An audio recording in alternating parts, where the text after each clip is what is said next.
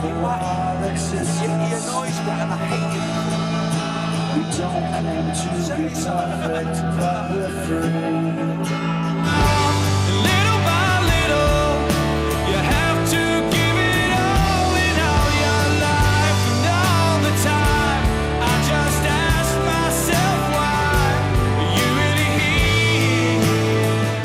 here. We're backstage with Oasis at the first of their 3 sold-out shows here at Finsbury Park. They're playing to 120,000 people over the next 3 days. So how's it all going for you? All right. Yeah, enjoying the build-up? No. Today's just wonderful. Just to travel all these miles to come down and see this is just unbelievable. Everyone has got the same cause. You speak to everyone in the pubs outside, in the queue when you come in the crowd, everyone's got the same. Everyone's just into it. We drew up a list of like, we want all these bands to play, and it's just great that it means that we can come and stay here all day and and really enjoy it. Yeah. I think it's the best event of the year. It's going to be fantastic. It's just something special because it's previewing the new songs off the new album, so everyone's just proper excited about it, you know what I mean? The atmosphere. Just the atmosphere. The atmosphere is just going to be brilliant. I'm looking forward to doing this place because it's just big. It's an event, it's one of them. It's Finsbury Park to me, this is where I live as well. I just ask myself why you're really here. It's the audience, really. The audience dictates the whole thing. We are Oasis. This is the heart of Oasis. There's no one else like Oasis. I love music and I love Oasis. Well, it's the best band of our generation. Well, they're the best band Britain's produced for the last 25 years. The best band ever. The best band in the world. They're the best band in the fucking world. They're the Stone Roses rip-off band. They're good. They're very good, you know what I mean? Don't get me wrong, they've done a lot of good. It sounds a bit silly saying it, but it's more intimate than Wembley. Obviously, it's a little bit smaller. You feel a lot more from the crowd, you can hear them a lot more. Wembley was just like a big roar. It felt quite far off, and this is more like they're closer.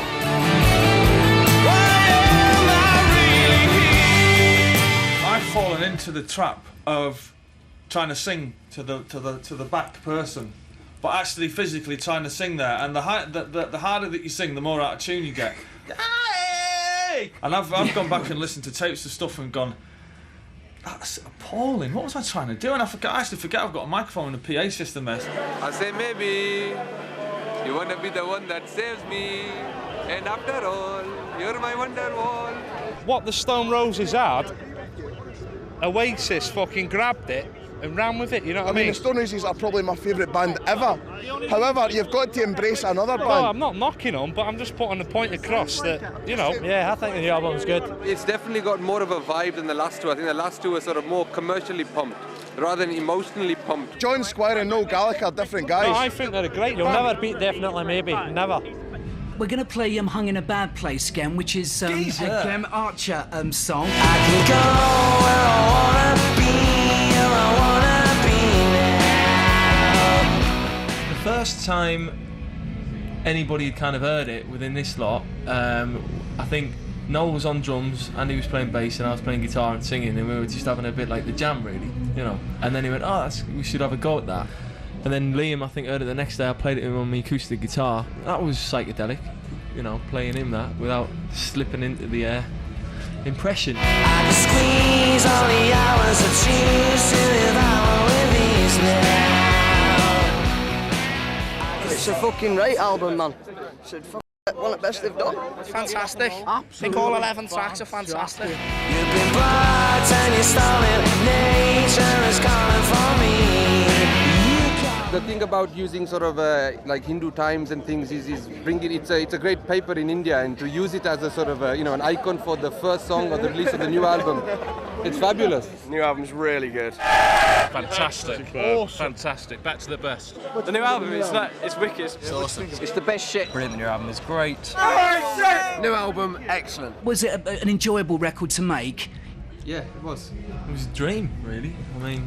When you got that voice and you got Noel coming in playing you Stop Crying Your Heart Out, he just bent down on one knee and just played it on acoustic, and he didn't even have all the words finished, and that's just think, yeah man, that's special, They sell them in India and cassettes. We don't have CDs is a new thing, but they're all copies, and you pay about £12 for them here.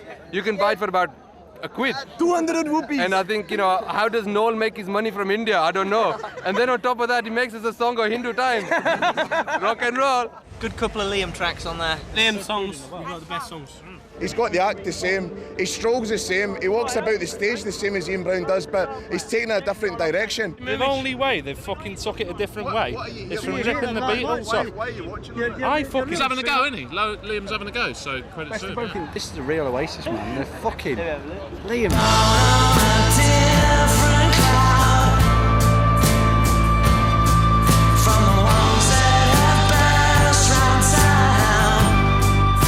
I think Liam has actually improved quite a lot in terms of songwriting. He's managed to write the 3 best songs on the album.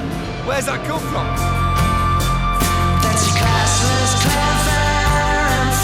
It's just Oasis. It's just getting back to being Oasis.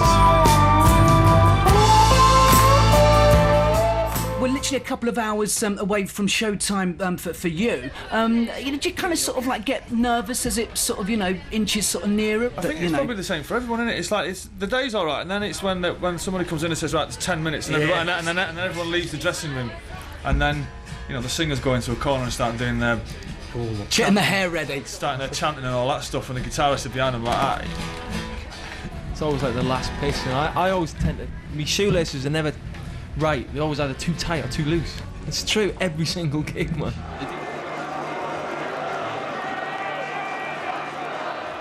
The 10 minutes before you go on, then you think, right, well that's why me. Yeah.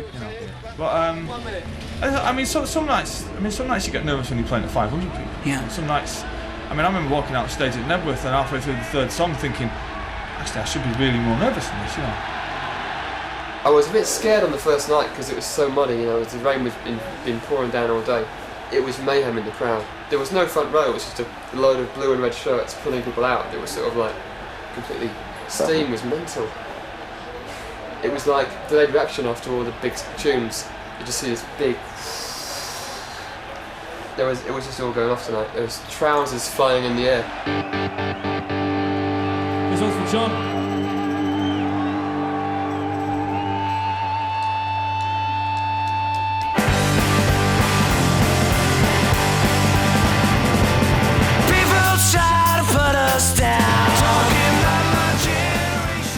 Emerson died. He's the greatest bass player ever. And when he passed on, the mantle passed to Manny. Anyway, we do our first gig after this, and we dedicate a song to Imagination. This is my generation, Right at the end of the solo, classic Emerson solo, my bass string snaps. It doesn't happen often to bass strings, it don't often go. And it was just like Emerson in heaven going, "You cheeky little..." That's my riff, and I'm not even cold yet.